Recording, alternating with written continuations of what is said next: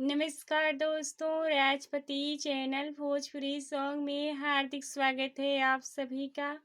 बहुत ही प्यारा विवाह गीत है, कैसा लगा कमेंट में आप लोग ज़रूर बताइएगा हमें। बेरिया के बेरिया तो है के बरजी मैं बेटी इंद्र ही बाना जीने जाऊ जी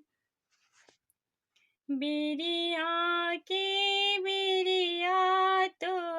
के बरजी मैं बेटी इंद्र ही बाना जीने जाऊ जी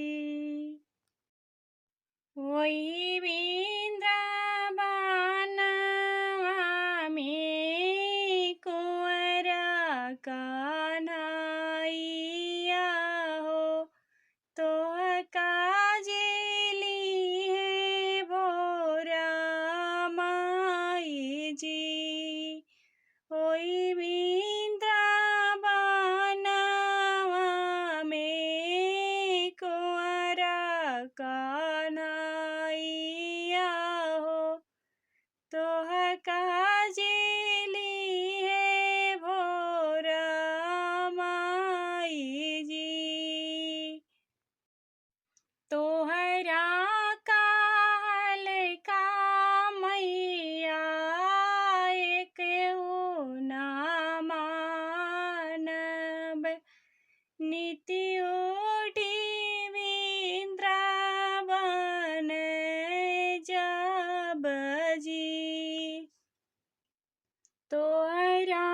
काल का मैया एक ना मानब नीति ओढ़ी वृंदावन जब जी एक हाथ लेबो मैया दही के माटो किया हो दूजे हाथ दोनवा लगाई जी एक हाथ लेबो मैया दही के माटो की या हो दूजे हाथ दोनवा लगाई जी कुंवर कन्हैया के मैं हंसी के रिझायु बेओ लवटी गोकुल नाही जाई जी कुंवर कन्हैया के मैं हंसी के रिझाइबे हो लवटी गोकुल नाही जाई जी दैया मोरी खायो कान्हा मटकी जे फोरे बहिया लिहाले राजाई जी दहिया मोरी खायो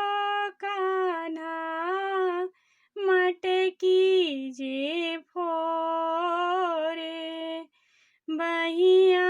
मोर लिए राजाय जी छोड़ा ना मोरे कान्हा नरमी कालाइया